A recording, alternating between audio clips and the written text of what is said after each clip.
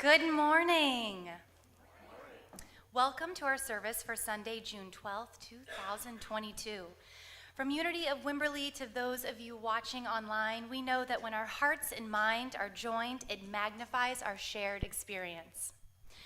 As we pray with each other, we share the heart's language of love and faith. Spiritual resiliency is our focus in times of sadness and discouragement. The Christ Spirit within us strengthens our resolves to seek justice and change. Today, our guest speaker, my husband, Michael Finn, will examine the stories and how we tell ourselves these blocks that we have that really hamper our own personal growth. Now, let's welcome home Julie Reagans. We're so glad to have you back. Thank you. And let's stand and join her with Curtis Brinkle, Elton Witt, and Bruce Wayne for our welcome song.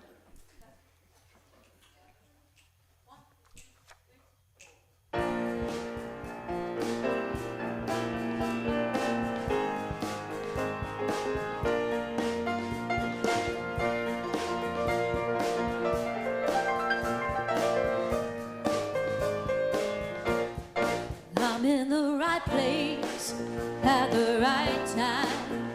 I am just where I'm supposed to be. I'm in the right place at the right time.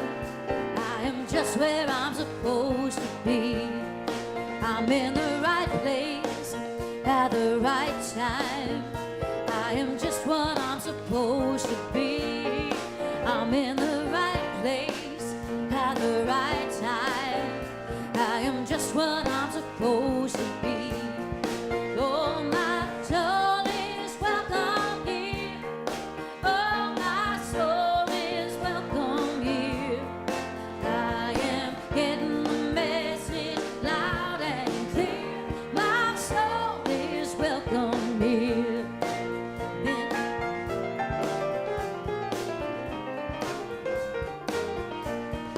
I'm in the right place at the right time. I am just who I'm supposed to be. I'm in the right place at the right time.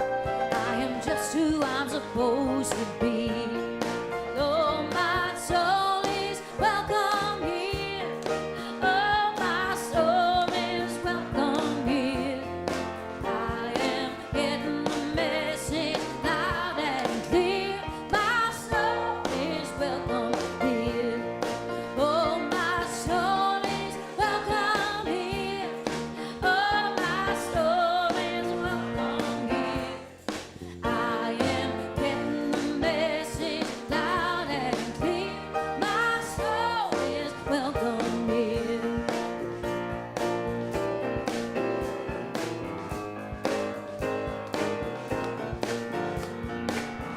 My soul is welcome here. My soul is welcome here.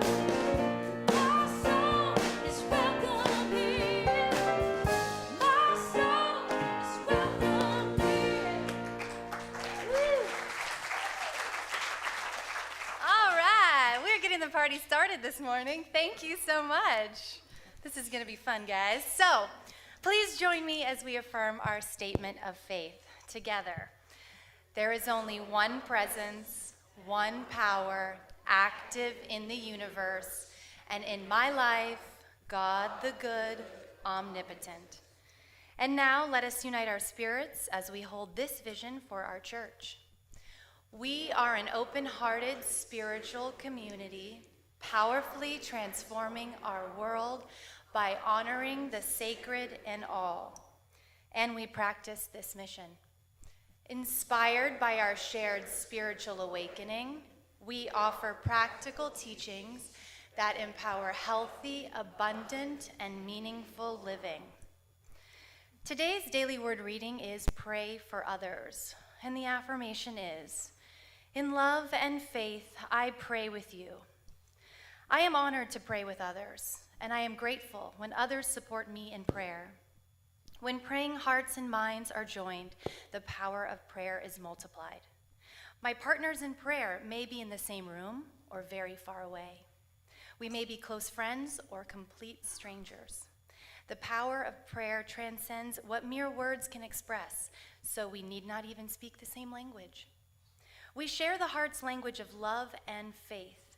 Although the appearance of sickness, a perception of lack or insufficiency, or interpersonal discord may have prompted us to pray, we set those concerns aside as we say yes to wholeness, abundance, and harmonizing love that are blessings in our life and every life.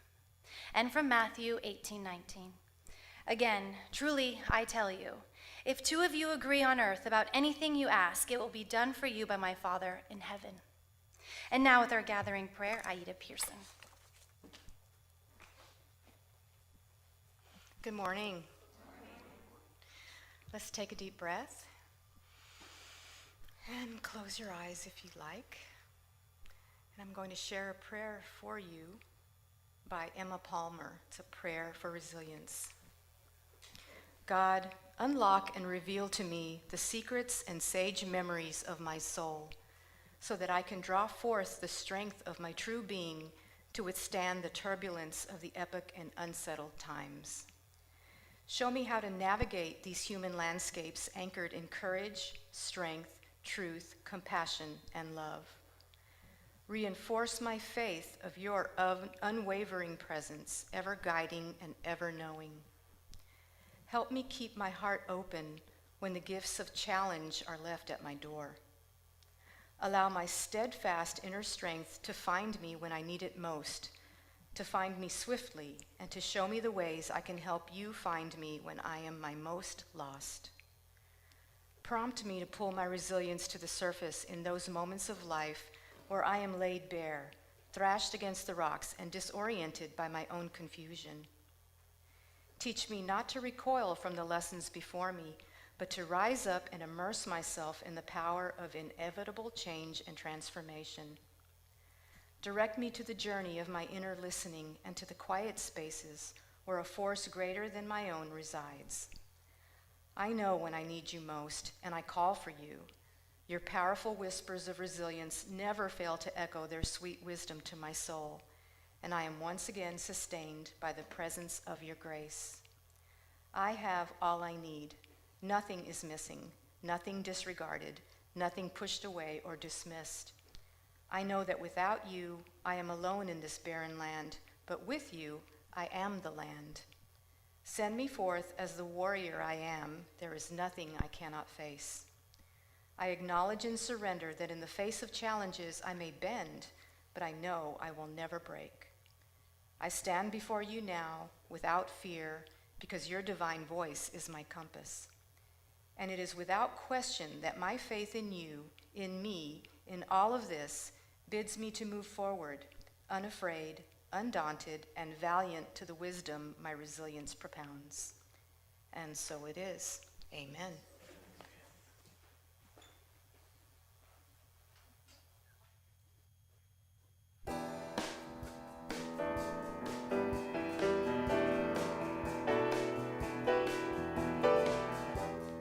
Moment I wake up, before I put on my makeup, say a little prayer for you. While combing my hair now, and wondering what dress to wear now, say a little prayer for you. Forever and ever, you stay in my heart, and I will love you forever and ever. We never will part. How I love you together forever. That's how it must be to live without you. It only means heartbreak for me. Love. Run for the bus, dear. While riding, I think of us, dear. I say a little prayer for you. At work, I just take time, and all through my coffee break time, say a little prayer for you. Forever and ever, you stay in my heart, and I will love you forever and ever. We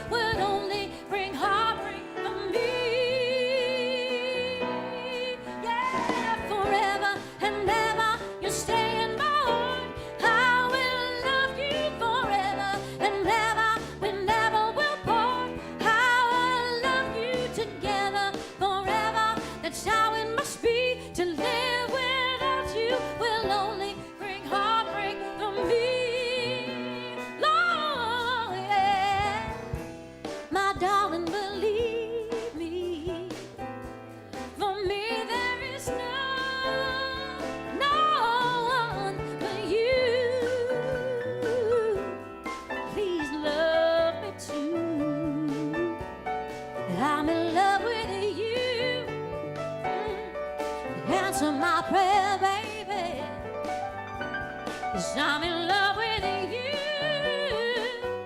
Won't you answer my prayer, baby? Ooh.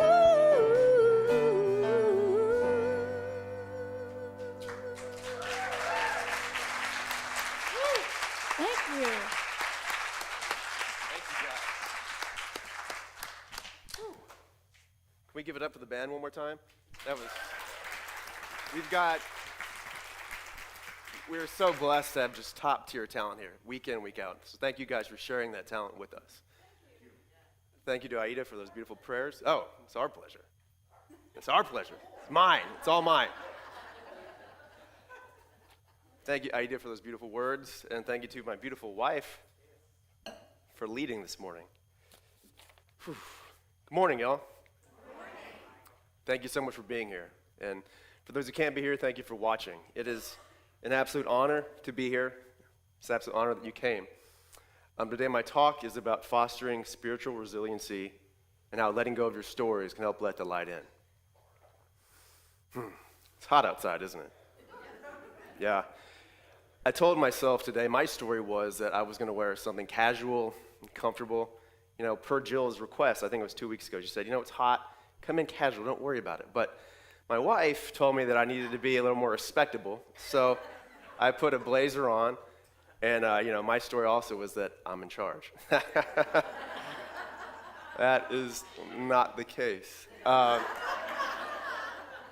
about being honest here. That's what it's about, right? Being honest, being true. So when I talk about resiliency, I'm talking about being honest with yourself. You know, I think far too often we think that grace is something that we can attain. It's something we need to grapple for, to work for. When the truth is, it's a divine gift that resides inside of us. It's about having the grit and the grace to keep coming back to the well. Because sometimes it can be such a daunting task knowing that we are spiritual beings on this physical plane. And in turn with that physicality, that humanness, we also know that we are fallible. We are not perfect, but yet we strive to be on this path towards perfect divinity. And it can be overwhelming at times. It's about having that grace that's within us, knowing that grace is within us, to keep coming back, to not give up on yourself, to give up on you. And when I say stories, I'm talking about the incessant chattering of the mind, these things that we carry with us from the past, these perceived notions we have about ourselves and those around us, the heaviness that can create. Because in general, stories, it's not a bad thing. Stories are there for a purpose. From a cultural perspective, they've been around since the dawn of time, since man could communicate. So, stories can be a good indicator of the past. We can learn from that and build a bridge to the future from them. They are archetypal. They're metaphorical. They're allegorical. And sometimes we get lost in our origin story, where we actually come from. A good story that can remind us, a good origin story, is the one of Superman. So, Superman was sent to this place, much like us. We've existed before we were born. We come from the stars. We are galactic dust. We're divine. Superman came from far away. If I got the story right, Krypton was under impending doom, and his dad, Jor-El, built this spaceship to send Kal-El to Earth. Well, that's where he ended up. That's where he landed. He landed in the cornfields of Kansas. And he was told from an early age he was Clark Kent. That really wasn't who he was. The people that raised him, the Kents, did the best they could with him to tell him, hey, this is who you are. We want to protect you. This is your earthly name. This is who you are. But as he grew and got older, he realized that he was different.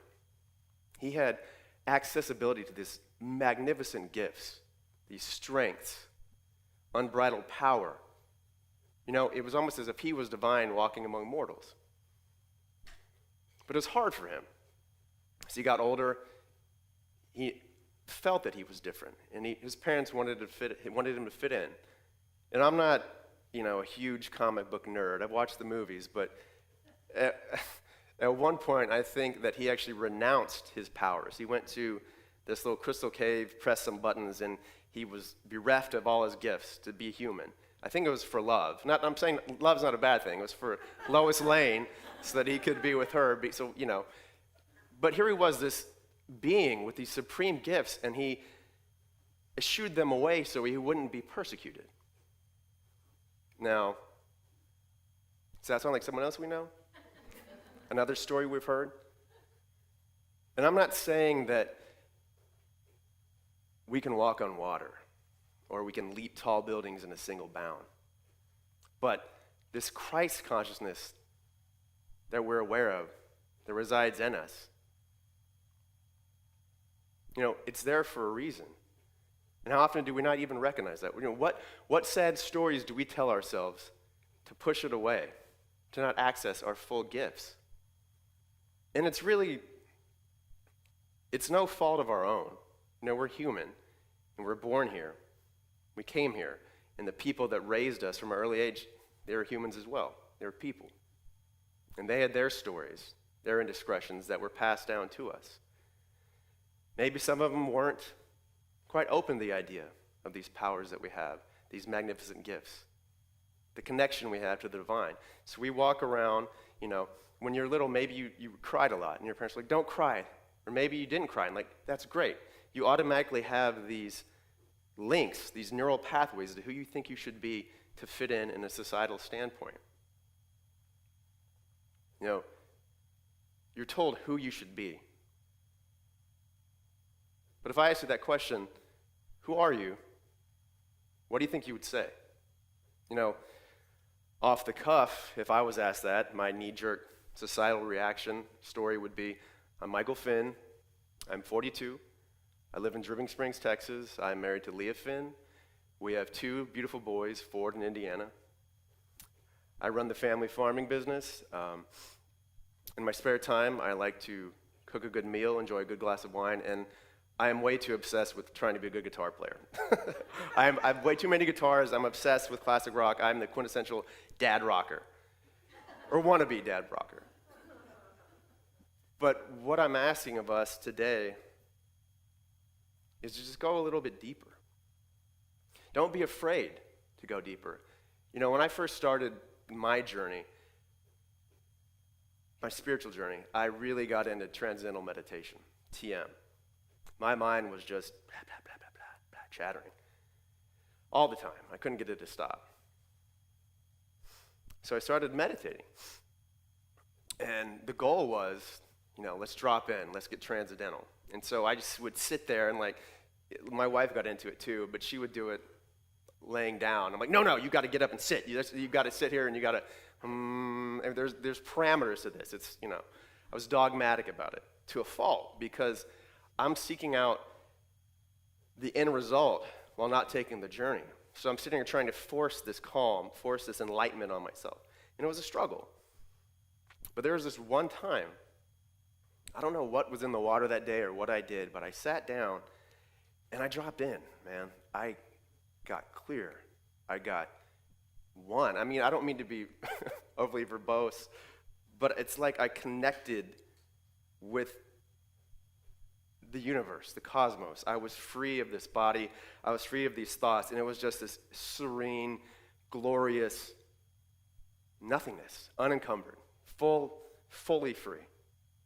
And it lasted for probably about 2 seconds because I snapped out of it. I was like, oh God. I was like, I'm dead, I'm not here. Because I was so afraid of losing this identity, this Michaelness. I was in touch with this grandiose divinity, but yet I wanted to come back to this because it's all we know. It's like misery loves company sometimes. And it feels like a never-ending conflict a lot, this battle we have between our consciousness. I'm going to try this. I'm going to get a little cerebral here, get a little metaphysical. So if I ask you to point to your mind, you probably wouldn't point to your belly, right? No. Point to your head. But your mind is not you. We are the consciousness that is behind the mind. It's our job to witness this. Because the mind, at the end of the day, all it really is just this energy field that can make thoughts. And it's magnificent in its own right. But it can also be the chains that bind you, because you get caught up in it. You think you're something. You're not. You're not your past. You're not what your dad said. You're not what your mom said. You're not what your teacher told you when you're 5. You're this regenerative energy that has the power to be able to transform any given second. But we get caught up in it.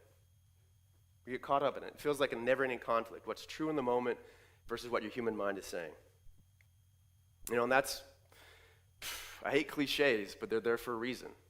That's when you got to let go and let God.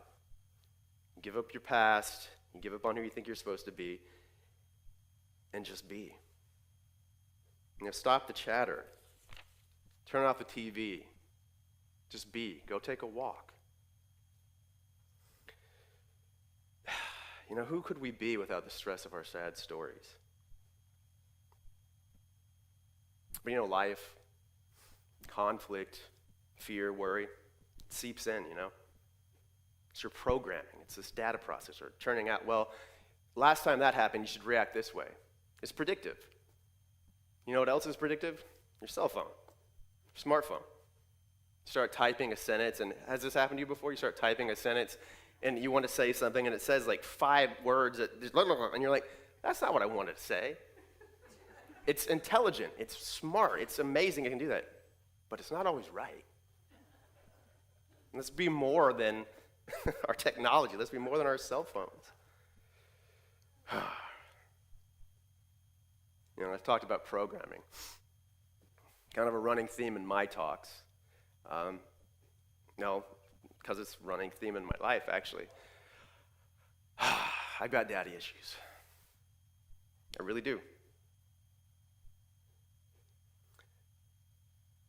I was raised to think a certain way and be a certain way.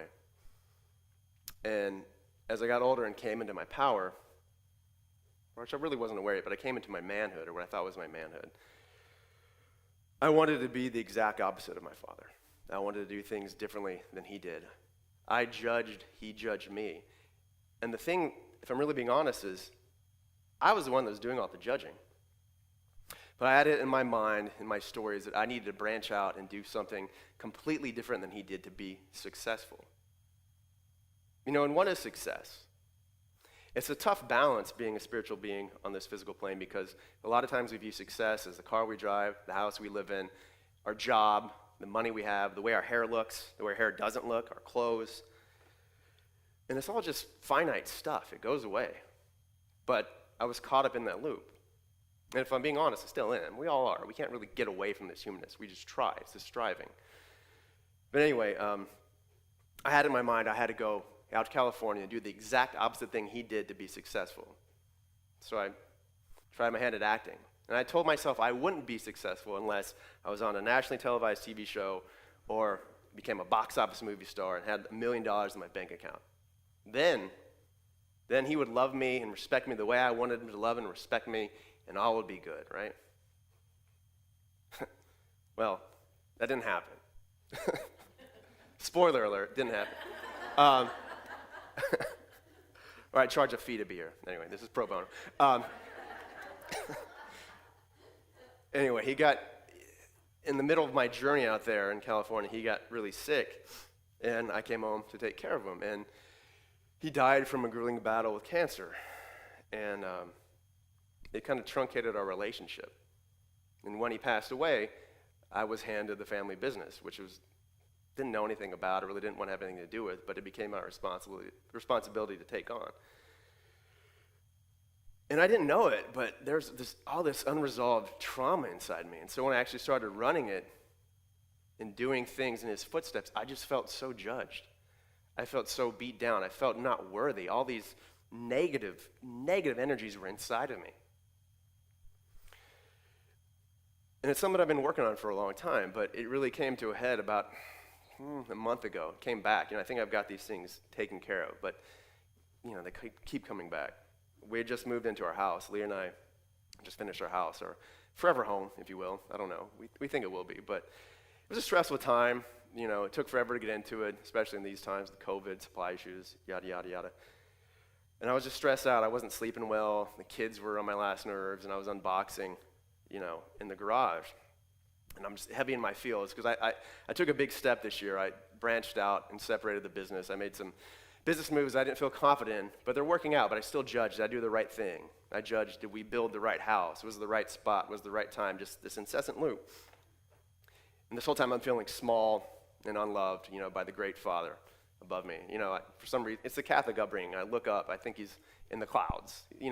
When people end their journey here, they don't sit on the clouds. But I'm looking up and I'm feeling a certain way about all this, and I find this plaque in one of these boxes I had. And he gave it to me, I don't know, I'm probably going to say when I was a teenager, maybe a young adult in my 20s. I can't remember. Forgot about it, actually. That's how funny the memory is. It's so fallible. You forget these things. I mean, if I ask you right now, do you recall 10 compliments you received versus 10 insults or things that were negative? Oh, you're going to go right to the insults, right?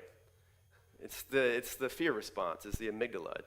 I call it a disevolutionary gene we have. It used to be we would hide from the T-Rexes weren't around when man were, but the woolly mammoth, the saber-toothed tiger, they're over there. So we tend to focus on the negative. It's a survival technique, but it really keeps us from thriving.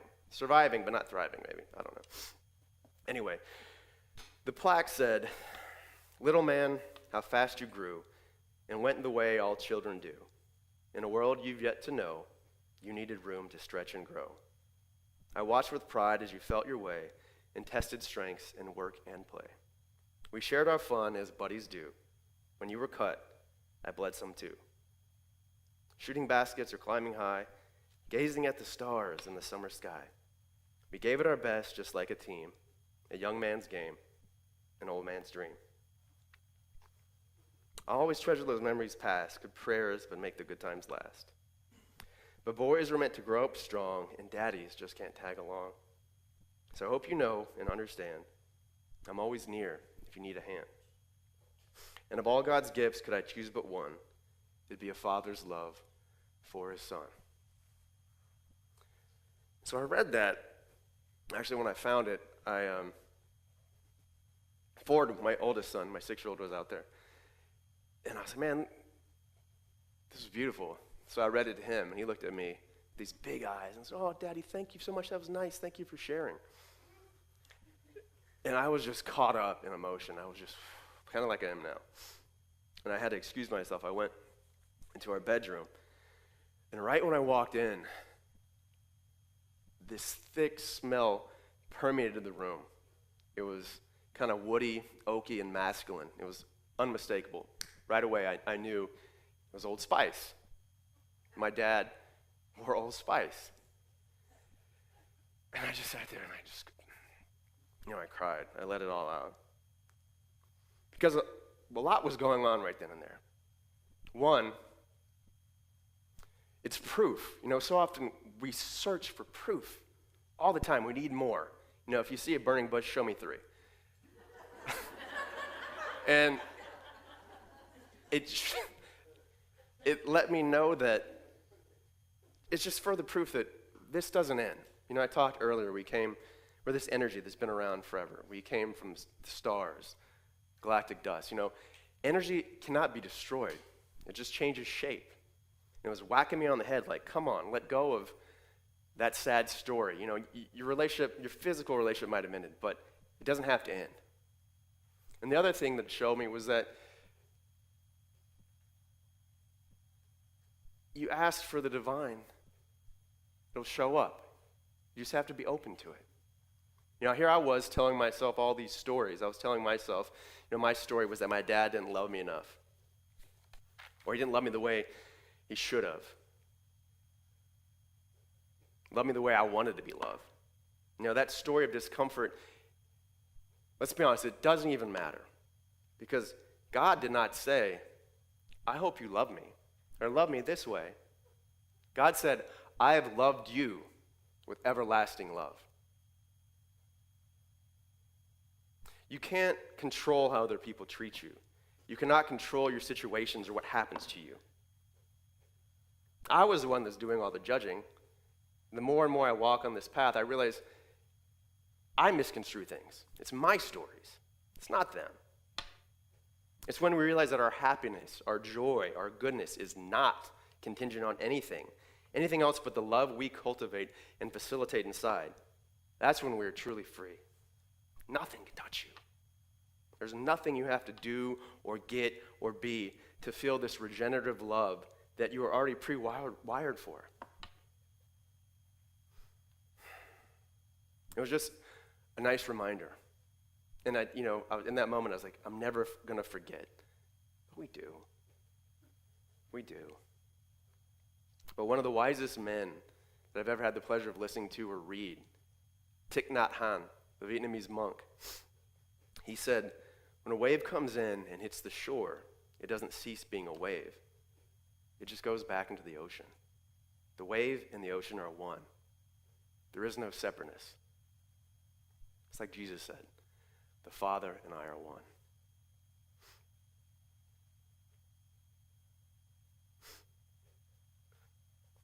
Resiliency is also about having the capacity to keep coming back to the well, It's about strength. It's about having resolve. And man, it can be hard to do in these times, especially these times.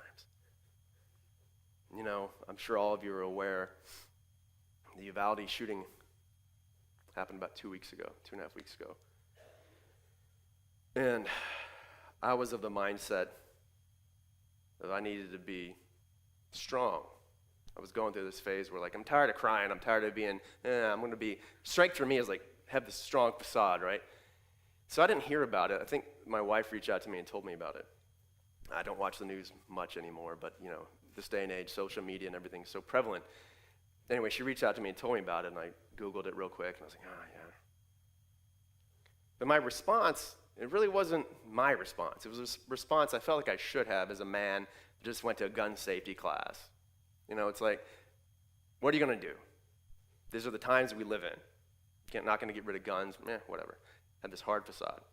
My wife, she did not feel the same way. She got home and she was in her field. She was emotional, driven, filled with rage and sadness and ire. And she was like, I'm not going to let these emotions, I'm not these emotions. I'm going to let them control me. I'm going to do something about it. So before I knew it, in the next day or two, we had a meeting with the principal at Ford's Elementary School. This happened 2 hours away from here. And we sat there, and it was kind of disenchanting to hear some of the things they had in place or didn't have in place, the answers they did not have. My wife took this opportunity to be resilient, to not wallow in this and have action items come out of this meeting and out of this tragedy. We left, and later on in the week, I was still in my feels about everything, and I was just in a bad mood. I was just short. Got to church on Sunday when Jill gave the memoriam for all the children. I just wept. I wept, and I wept. I kept crying.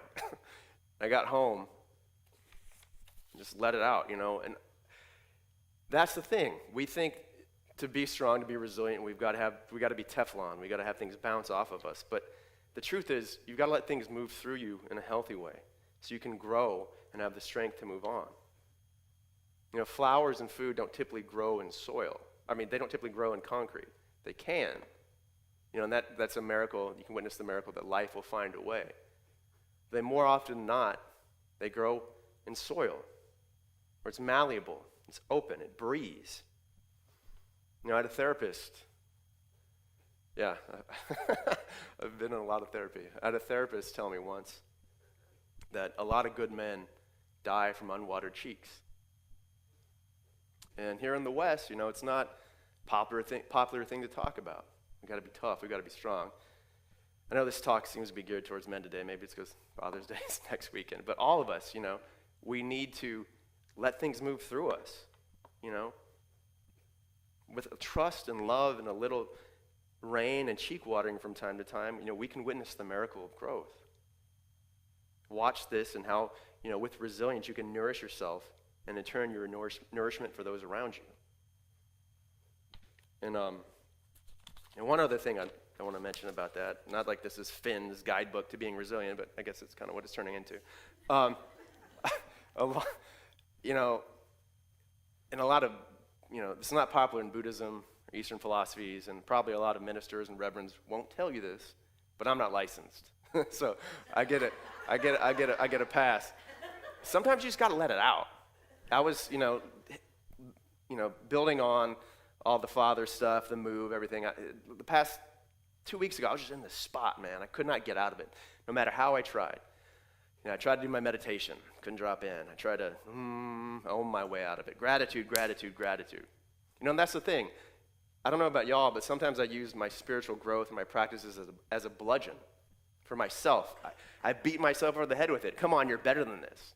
And maybe I'm just not that enlightened yet. I don't know. But also I use it as a bludgeon towards other people. I judge them. I'm like, well, you're not as evolved as me. So it's just like, it's this never-ending spiral, this circle. Anyway, I was stuck in it. And I was talking to my friend on the phone. He's in California, and he's pretty go-with-the-flow, chill guy. Anyway, and I was just telling him I have this anger issue. And he's like, man, you're human. Just let it out. You're not perfect. I was like, you're right. You can do that. So I'm driving to my truck, running errands in Bee Cave, and I was like, I turned off my monk chanting or whatever I was listening to, and I put on Pantera, man. Do you guys know Pantera? No, they're a heavy metal band out of Dallas. And I was just like in the car, like freaking out, just like freaking like, and like pounding on the steering wheel. I think I freaked out this elderly lady next to me. She thought I was rabid, having a stroke or something. And you know what? I got to where I was going in the parking lot of Lowe's or whatever, and I felt better. I felt so much better. And it's okay. I'm telling you, it's okay. I mean, if you can do it in other ways, great. But like if you go out in the woods or in the privacy of your own home and you're not hurting yourself or anybody else, it's okay. It's okay to be human. It's okay to be frustrated. In Buddhism, they talk a lot about this. They say the judgment about how you're feeling, about your events that happen to you, that's the second arrow. Well, the first arrow is the actual event itself, the event itself. And you cannot control that, right? We've already talked about that. Life comes in. You can't control it. But more harm is usually done with the second arrow. It's the second arrow you fire, your judgments about it. I shouldn't feel this way. I'm a bad person for feeling this way. I feel guilty and shame, and I should be better. Don't do that. Give yourself some grace. Don't load up the bow. Just don't. It's okay to feel these ways certain times. It's all right. Resiliency takes effort. It takes awareness. It takes consciousness. And this is not the fun part, but sometimes it's facing your fears. In The Pathway of Roses, Christian Larson said it beautifully. When you begin to feel there's danger of loss, refuse to recognize the loss in any form, whatever. Give all the power and mind and thought to the great truth you possess now. Give full recognition to the boundlessness of your own spiritual riches. When I started here, came for a while, my facade was cracking. The goodness, the rain, and the wisdom that was being given here cracked my shell open, cracked my rock open. And about that time, it was when Jill and Leah were mentioning that we needed more prayer chaplains. I was like, you know what? I need to start giving back. I want to give back here. I can be a prayer chaplain. I like to talk. I can pray. It sounds easy, right? Not too involved. So I went to the class. I got ordained. I didn't get ordained. It was like an hour and a half class. They basically made sure I knew the protocol so I wasn't being a loose cannon. Anyway, got in my prayer chaplain wings. And then it dawned on me. I was like, man, people that need prayers, they might be going through perceived suffering. And what if the stuff they're coming to me with bumps my edges? I don't know if I can do that. I don't know if I'm ready for that. I don't know if I can do that. And sure enough, that train's never late. I don't mean to make light of this, but one of my first prayer assignments was Leah reached out to me, and she said there's a gentleman in our congregation that was about my age. He was a family man. He had kids. He had a wife. And they're going through some tough times. His wife had a very aggressive form of cancer. And I was like, oh, God, no. My dad died of a really, really tragic, gnarly cancer. And for the longest time, it was like Voldemort, he that will not be named. I don't know if you guys are Harry Potter fans. I couldn't say the word cancer. I couldn't even look at it. I basically would just turn my eye to it. I ignored it. And that's not a good way to be either. Avoidance, it's not good to avoid. You got to go through. So, of course, I said yes. And I got on the call, and I was petrified at first. I felt like my body was going to implode or catch on fire. But I learned a lot from that call. I learned about the resiliency of human spirit when people are going through things that are difficult. I learned that we are better if we go at it together. I learned that I have gifts that I can give. I didn't go through all these things, these hardships, if you will, for me just to sit there and have analysis through paralysis. I went through it, or paralysis through analysis, reverse that. I went through those things for a reason. I've got something to implement. I can be there. I can hold space for people. I thought for my resiliency to be intact, I needed to have barriers up for my preservation. But the preservation is about taking those barriers down. You need to embrace what won't stop. Life's always going to bump your edges. You need to embrace the never-ending stream of emails that need to be answered. You need to just embrace life. I had an acting coach say once that without struggle, there is death. But the struggle is easier if we don't go at it alone. I judge that my ego wants to go at it alone all the time, and therefore I suffer. But we shouldn't suffer. A man much smarter than me, Albert Einstein, said, 100 times every day, I remind myself that my inner and outer life depends on the labors of other people, living and dead, and that I must exert myself in order to give in the same measure as I have received and am still receiving.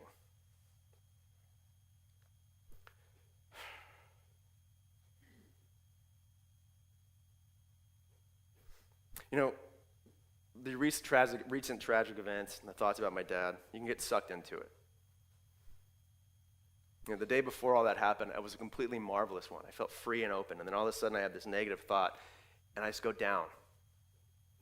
But heck, even Superman, he was fallible. Just a little bit of kryptonite brought him down, man. Just like a negative thought or perceived notion can do for us. But the one thing I'm starting to be aware of is that we have a superpower. And I've been out of touch with it most of my life. The superpower I'm talking about is choice, free will. We cannot control our thoughts. It's a losing battle. But what we can do is employ the power of our consciousness, the power to rise above our mind when we need to, the power to transcend a negative condition, the power to augment our frequency and raise our vibration. All you have to do is make a choice to keep your superhero suit on and to always wear your cape of consciousness.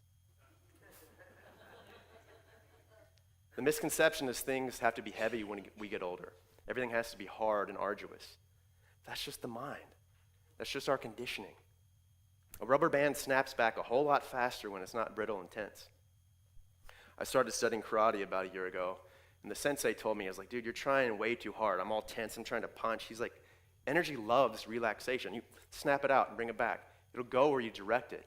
You just have to put your consciousness on where you want to go. You know who are resilient? Children. And all of us have an inner child in us. I keep going back to only the childlike will enter the kingdom of heaven. But what if we realize this is heaven right now? Yes, this plane is unevolved and there's a lot wrong with it. But we step outside, and if we're lucky enough to have sight, we witness so many beautiful things within 1 second. The butterflies flying, the sun shining, the wind blowing. It's like an animal and insect kingdom out there. Thich Nhat Hanh also said, the miracle is not to walk on water. The miracle is to walk here on the earth. Be conscious of your steps. Be grateful. Be grateful you have the ability to do hard things, like walking into a principal's office and demanding better security for our children, like voting with your consciousness, and understanding that while you might have to bury a loved one, you recognize that you were lucky enough to spend time with them in the first place. And be grateful you have fingers to answer those emails. And when you're done doing hard things, just be present and be playful. Children are great at playing. And if you don't feel like doing hard things, just smile.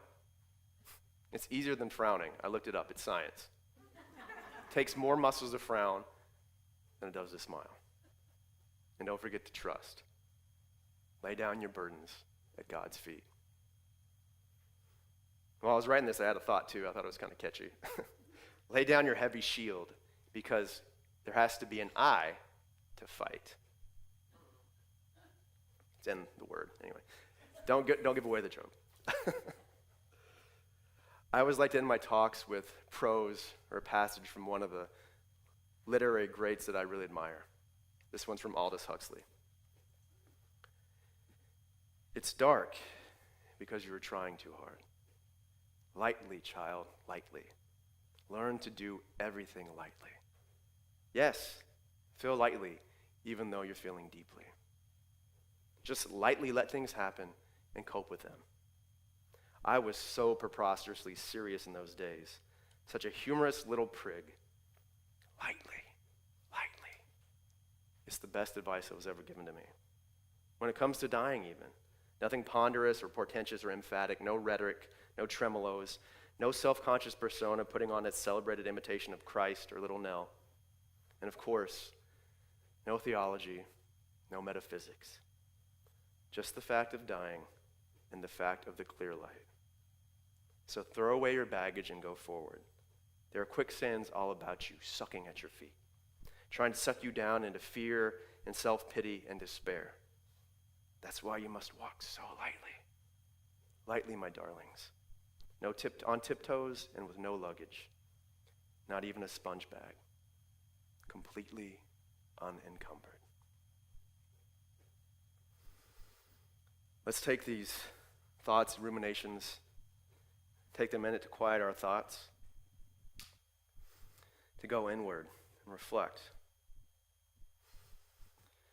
to access that divinity that is within us. I want you all to take a breath from the bottom of your heels to the top of your crown, your top chakra, and just let it go. And feel that wave of energy that is connected to more than you, but yet is you. We are the body of ocean. We're the air that we breathe. We're the sunshine that shines on our skin. I want you to breathe into any pain you might have, whether it be mental or physical. I want you to breathe into that spot or that memory. I want you to look at it. I want you to acknowledge it. And I want you to think about what story might be behind that. And I want you to breathe it in as full as you can. And when it gets to the top of your lungs and you can do no more, I want you to bless that. I want you to bless that story and bless that pain. And I want you to exhale, and I want you to let it out. I want you to let go of any heaviness, of any burden you might be carrying. We are spiritual beings on this physical plane. But it's so easy to be bogged down. Be light. Seek the light. Choose the light. And recognize the light within yourself. Let it shine so bright that there is no darkness. The illumination takes over. Let it shine so bright that you become a beacon for your family, for your community, for your world. For we can create the world we wish to live in if we take the time and energy and realize it is just one thought away. Breathe in one more time and breathe in that gratitude. Gratitude for being here. Beating the odds, walking amongst this earth. Let it go. And just realize how amazing, how resilient, how strong, and how beautiful you truly are.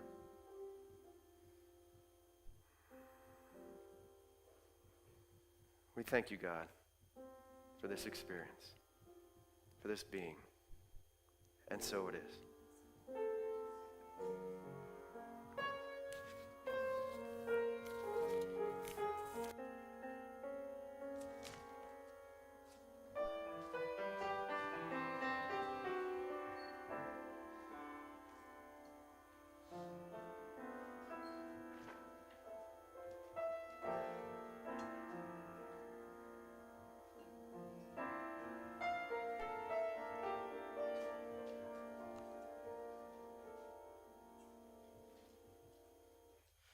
Wow.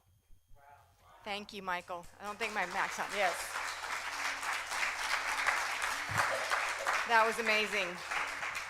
Thank you for being you, and thank you for sharing you with us. Appreciate you. All right. Now, with grateful hearts, let us practice our prosperity consciousness as we circulate our good. Let's take a moment to bring this truth into our hearts as we prepare our offerings and as our ushers come forward. As a reminder, here are some ways you can share your gifts with Unity of Wimberley. Text GIVE to the number on the screen. Click the donate button on our website. Mail a check to 455 White Wings Road, Wimberley, Texas 78676. Tap GIVE on our church app, and on Venmo you can search Unity of Wimberley. And now, let us offer this affirmation of abundance. Together, divine love, as me, blesses and multiplies all that I have, all that I give, and all that I receive. All right.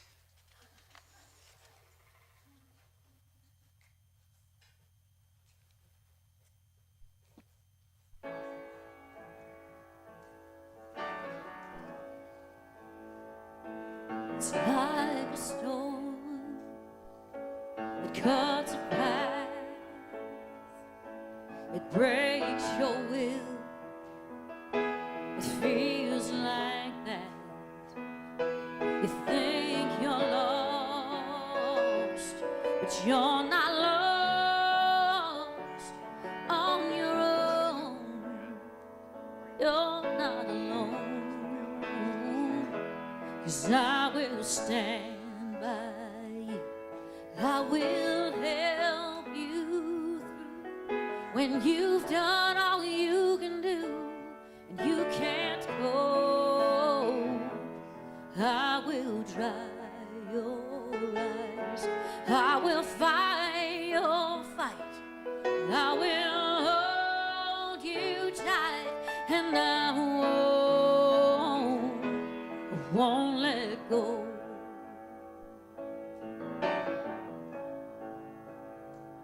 It hurts my heart to see you cry. I know it's dark, this part of life. Oh, it finds us all, and we're too small to stop the rain. Oh, but when it rains, and I will stand by you. I will help you through when you've done all you can do and you can't cope. I will dry your eyes. I will fight your fight. I will hold you tight, and I won't let you fall. Don't be afraid to fall. I'm right here to catch you. I won't let you down. I won't let you down. You're gonna make it. Yeah, you can make it. 'Cause I will stand by you. I will help you through when you've done all you can do and you can't cope. I will dry your eyes. I will fight your fight. I will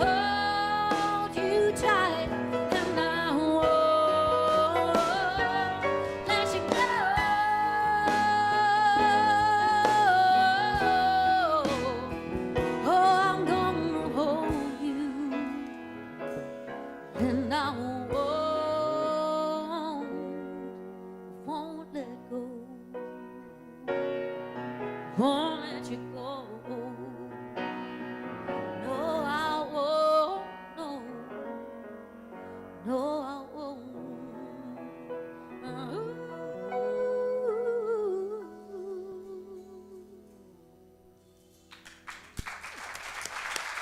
Thank you. Thank you, guys. Missed your sweet voice, Julie. Okay, with full hearts, let us bless these gifts. Together, we bless these gifts and the givers with our love and gratitude. Now, as we wrap up our service for today, Leah Finn would like to share a few things with you. Julie, we're so glad to have you back. And Jeff, you weren't in my program this morning, but we're glad that you're here too, sir. So, you guys, we are about 2 weeks away from Burgers and Boogie. Who's coming? Yes, okay. We have about 20 tickets sold. It's on June 25th. It's going to be lots of fun, but we're getting down to the wire, so we really need to know if you're coming because we need to know how much food to buy. We're going to have burgers and watermelon, and there's vegetarian options, and there are all kinds of things. There's dancing, there's karaoke, and we've got some fun raffle prizes that are going to be happening too. Aida is setting up a table in the fireside room, so after the service, please buy tickets. You can see her. She's got all the info. Tickets are $15 for adults, and the kids are free. It's going to be so much fun, you guys. Join us next Sunday for Reverend Jill's talk on June 19th, The Work of Hands and Feet, Honoring the Divine Masculine for Father's Day. My dad's here today. Shout out, Dad. We have an amazing new Unity of Wimberley website. Thank you, Sue and Elton Whip, for their hard work these past few months in creating a much-needed update to the website. Yes. Thank you so much. We are still at unityofwimberley.com, but you can explore the new site. And next week after service, in the fireside room, Sue and Elton will give us a tour of the new site on the big screen.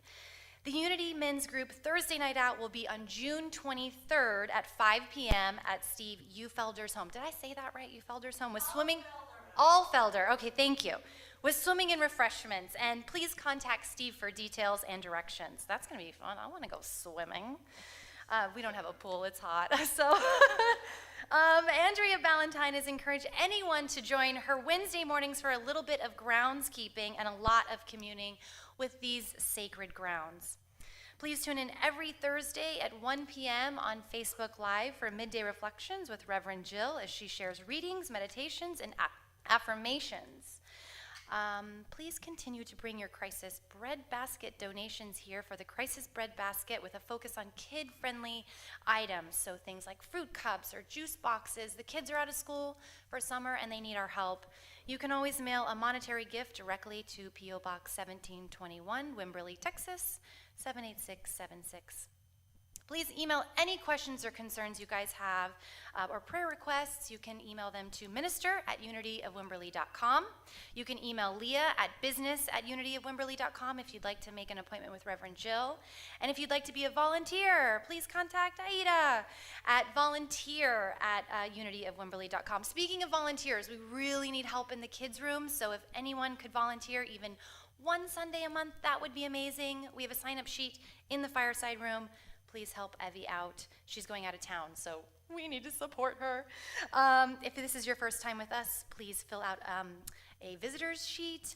And let's see, prayer box requests are in the fireside room. I'm trying to run through this because we're running late. We also have a prayer chaplain here. Raise our yep, right here. Cecilia is here today to be our prayer chaplain. So if you guys like some extra prayers, we have kids today. Let's sing them in.